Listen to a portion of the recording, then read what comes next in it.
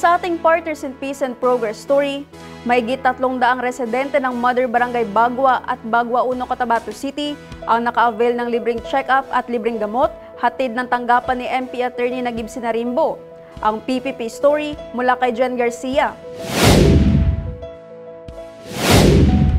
Tinungo ng mga kawani ng tanggapan ni MP Attorney Nagib Sinarimbo ang Barangay Mother Bagwa upang maghatid ng serbisyong medikal sa mga residente ng lugar kabilang na ang mga residente ng Bagwa 1. Mahigit 300 residente ang nakapagpa-check up ng libre sa nasabing barangay at nakatanggap ng libreng gamot.